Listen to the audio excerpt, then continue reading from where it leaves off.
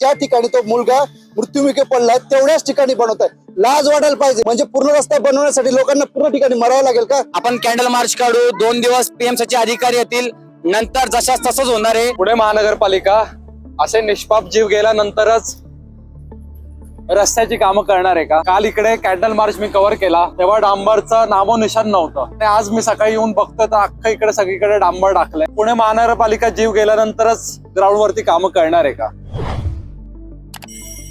Within 1 ते 2 किलोमीटरच्या अंतरावरती हिंजवडी IT पार्क आहे. त्याच्या जवळच पाहिलं थुंक लावून चिपवायचे काम करतायत.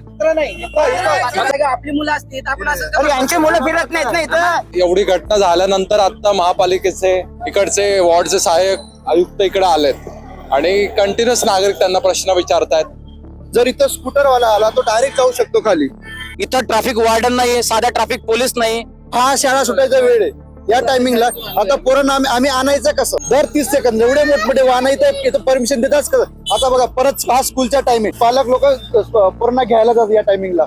तुम्ही आता बघितलं पलीकडे डांबर टाकलं, जिथे अपघात झाला होता तिकडे पॅचवर्क अख्खा केलंय, पण त्याच्या उजव्या साईडलाच आपण बघू शकतो रोडची ही अवस्था आहे. लिटरली जखमेवरती मीठ चोळण्याचं काम करते पुणे महानगरपालिका. तुम्ही एका रात्री तिकडे रोड बनवला आणि आता तुम्ही त्या शेजारीच बघताय की अशी इकडे परिस्थिती आहे. 2021 मध्ये महाळुंगे आलंय पुणे महानगरपालिकेमध्ये आणि आज एवढी वर्ष झाली तरी इकडच्या नागरिकांना मूलभूत सुविधा नाहीयेत.